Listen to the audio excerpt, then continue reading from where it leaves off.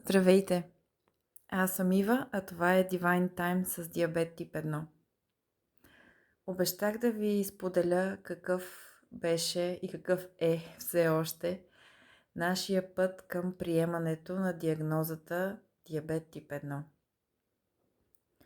Когато си мисля за приемането, особено на нещо такова голямо, каквото е такъв тип диагноза, аз не си представям една права линия или едно конкретно нещо. Представям си един път. Път, който се вие през гората. И в началото тази гора за мен беше много тъмна, страшна. Бях сама, нямаше никой до мен. Така се чувствах. Въпреки че имах близките ми, приятелите ми и тази огромна подкрепа от тях, всъщност се чувствах, че съм сама. И първата светлина, ако мога така да кажа, в този път беше един разговор с психотерапевт. Всъщност и в болницата имаше психолог, с който разговарях, но тогава още всичко беше много прясно. Дори не помня какво си говорихме. Помня само, че жената беше много мила. И всъщност, когато започнах да работя с този психотерапевт, дамата всъщност не ми даде готови думи за утеха, за успокоение. Всъщност тя ми даде нещо много по-ценно. Помогна ми да видя колко голямо е това събитие в живота ми. И ми даде позволение да го преживея. Не да го блокирам, да продължа напред, все едно живота продължава така или иначе, но просто беше важен урок на това, че усещанията ми и чувствата ми са валидни.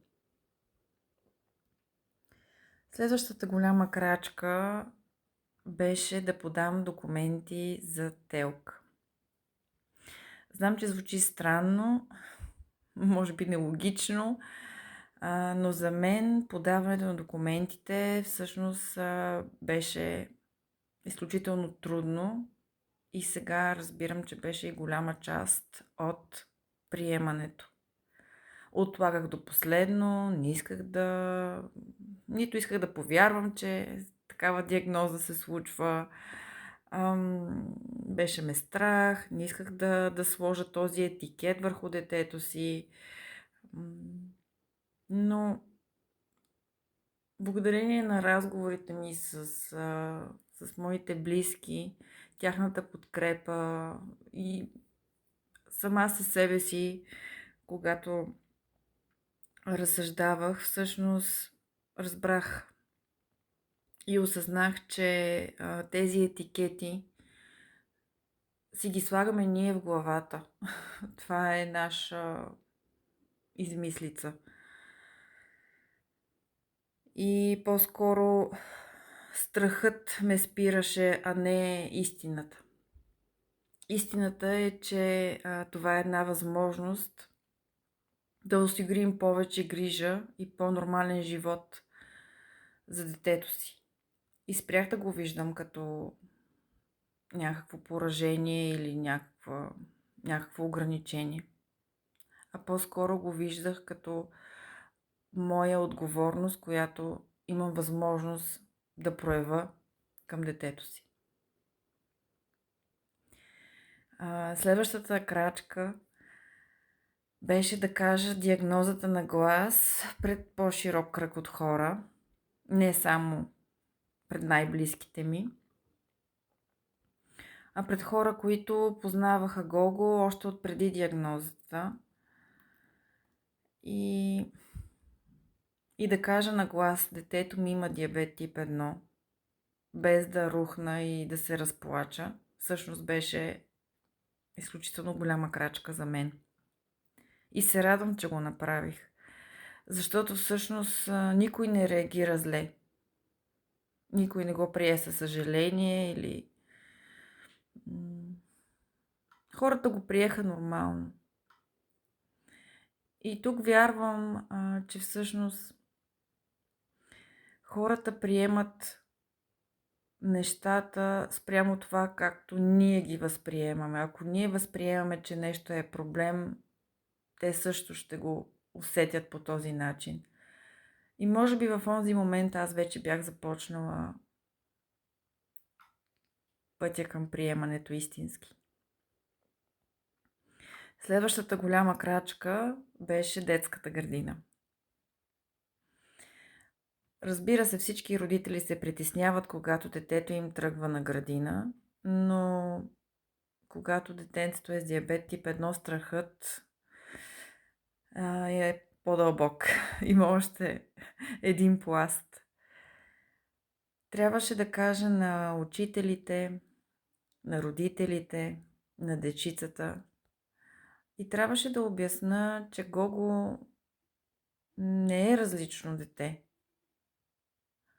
въпреки че има своите особености.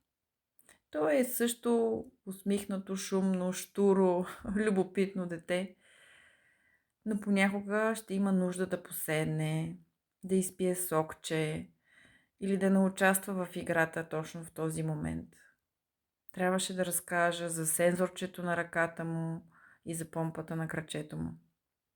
Не за да се плашат, а за да знаят. И това също беше част от приемането. Сигурна съм, че има още много крачки по този път, които трябва да извървя. Не съм на финала. Не знам дали има финал. Но знам, че не е нужно да се извърви целият път наведнъж. Крачка по крачка, разговор след разговор, един опит след друг опит. И така вървим. И ако ти днес си в началото на този път и гората изглежда тъмна и страшна, искам да ти кажа, не е нужно да видиш целия път. Достатъчно е да направиш следващата крачка.